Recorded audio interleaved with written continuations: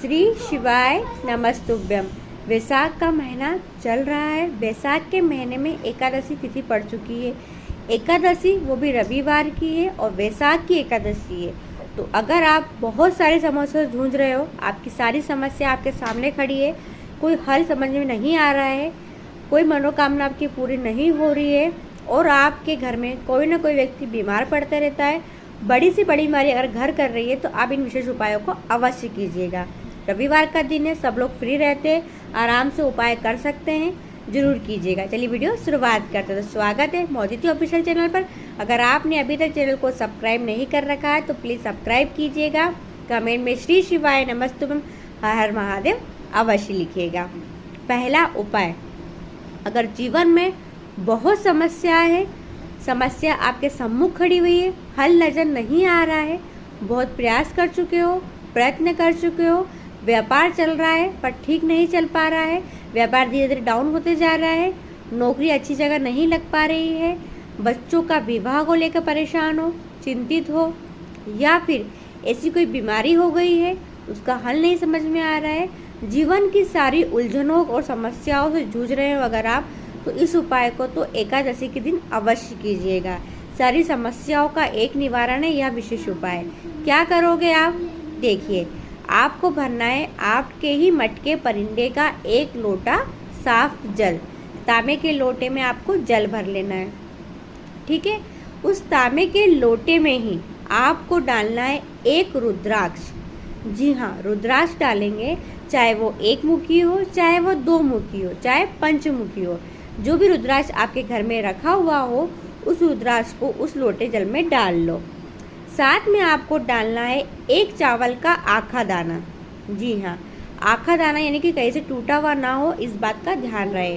उस चावल के दाने को उस लोटे में डाल ले, ऊपर से 1 प्लेट ढक दे और इस कलश को आपको सुबह 10 से 12 बजे के बीच में, जी हाँ, रविवार के दिन सुबह 10 से 12 के बीच में अपने ही मटके परिंदे के पास उस कलश को भर के रख दीजिए। समय का ध्यान रखना, कितने बजे भर के रखोगे? सुबह 10 से 12 के बीच में भर के रख दिया, ऊपर 1 प्लेट ढक दिया आपने, ठीक है। अब उसी दिन रविवार को कर रहे हो तो रविवार की शाम के दिन प्रदोष काल के समय आपको क्या करना है, जहाँ आपने कलश भर के रखा है ना मटके परिंदे के पास में, वहीं पर ही आपको एक लंबी बाती का दीपक प्रज्वलित करना है। और वो लंबी बाती का दीपक जो प्रज्वलित करोगे, उसका जो बाती का मुख होगा वह मुख होगा दक्षिण दिशा की ओर। इस बात का ध्यान रखें, गलती ना करें। दक्षिण दिशा अगर आपको नहीं पता है तो किसी से पूछ लेना, आपके घर में दक्षिण दिशा किधर आती है, उस दिशा की ओर मुख करते हुए दीपक को आपको प्रज्वलित करना है। दीपक प्रज्वलित करोगे प्रदोष काल के समय। प्रज्वलित करने के बाद फिर आपको अपना सीधा हाथ उस ढके हुए कलश को खोलना मत, ढके हुए कलश पे अपना हाथ रखना और आपकी जो भी मनोकामना हो, जो भी मनवांछित आपकी मनोकामना हो, कर्जा बढ़ चुका हो, कर्जा नहीं चुक रहा हो, जो भी समस्या हो, जो भी मनोकामना हो, बोल दो। फिर उसके बाद सोमवार के दिन सुबह, रविवार को आपने ये किया है, सोमवार का दिन है, महादेव का दिन है। सोमवार के दिन सुबह वही समय 10 से 12 के बीच में, जी हाँ, सोमवार 10 से 12 के बीच में आप क्या करोगे, उस कलश के पास वापस जो दीपक आपने लगाया था ना लंबी बाती का, उसी में दीपक के अंदर वापस से आपको लंबी बाती का घी का दीपक प्रज्वलित करना है। बाती का मुख किधर करोगे? दक्षिण दिशा की ओर। दीपक प्रज्वलित करने के बाद हाथ जोड़कर प्रणाम करके उस कलश को उठाओ। उस कलश को लेकर आपको लेकर जाना है महादेव के मंदिर। जी, आपके घर के आसपास जो भी महादेव का मंदिर हो, शिवालय हो, वहाँ जाओ। उस रुद्राक्ष और चावल वाले जल को पूरा की पूरा जल महादेव के ऊपर समर्पित कर दो। बाबा से बोल दो कि बाबा हमारी सारी समस्या आपको सौंप दी है, सबका हल निकालो, सारी समस्याओं का निवारण करो। जल समर्पित कर दो, चावल का दाना चढ़ा दो। रुद्राक्ष को आपको उठा लाना है वापस, क्योंकि एक ही रुद्राक्ष है अपना, उस रुद्राक्ष को वापस आपको उठाकर ले आना है।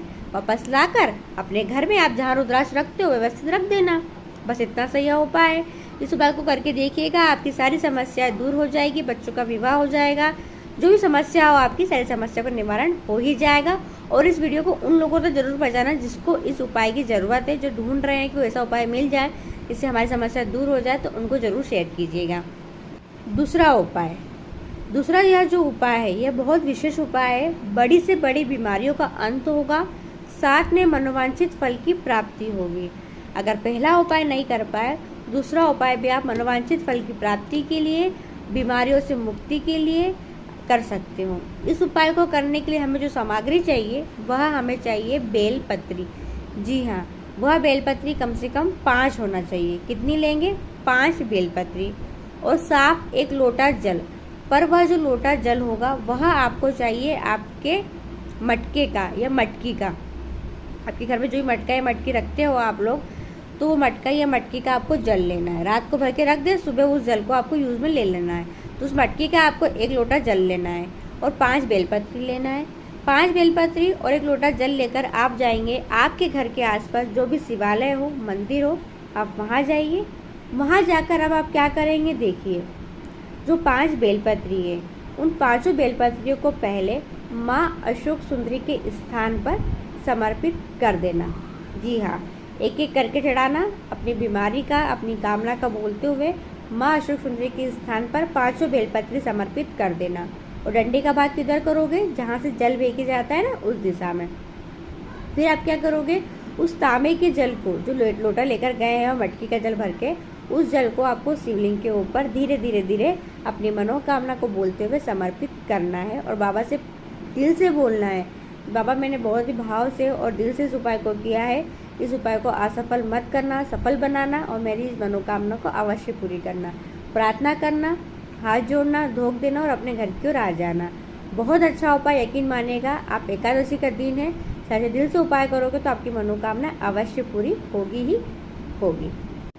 तीसरा उपाय, अगर आपने अपने जीवन काल में कोई भी पुण्य नहीं किया है, कोई भी पुण्य नहीं किया है, आज तक जो भी करते आए हैं वह पुण्य आप नहीं कर पाए, दान नहीं दे पाए हैं, कोई भी सत्कर्म नहीं कर पाए हैं, जब भी क्या है कुछ ना कुछ हमने अच्छा नहीं किया है। अगर अच्छा भी किया है तो हमें याद नहीं कि हमने कुछ दान पुण्य किया है कि नहीं किया है, और सोच रहे कि ऐसा कोई दान कर दे जिससे हमें फल प्राप्त हो, हमारे जो भी कार्य में रुकावटें आती हैं वो रुकावटें दूर हो। तो आपको क्या करना है, देखिए बेलपत्री का जो झाड़ होता है उसमें बेले का फल लगता है जिसे कहा जाता है बेल फल। तो वैशाख के महीने में बेल फल का बहुत ही अधिक महत्व है। जी हाँ, तो वैशाख के महीने में जो बेले का फल आता है, अगर हम सच्चे दिल से बाबा को समर्पित करते हैं, शिवलिंग पर बाबा को चढ़ा देते हैं, तो अगर हमने हमारे जीवन काल में कोई पूर्ण अर्चना नहीं भी किए है तो वह केवल 1 बेले का फल शिवलिंग पर चढ़ा देने से 1000 अश्वमेध यज्ञ के बराबर होता है। अगर हम 1 बेल फल समर्पित कर देते हैं तो वह 1000 अश्वमेध यज्ञ हमने किए हैं उसके तुल्य हो जाता है वो।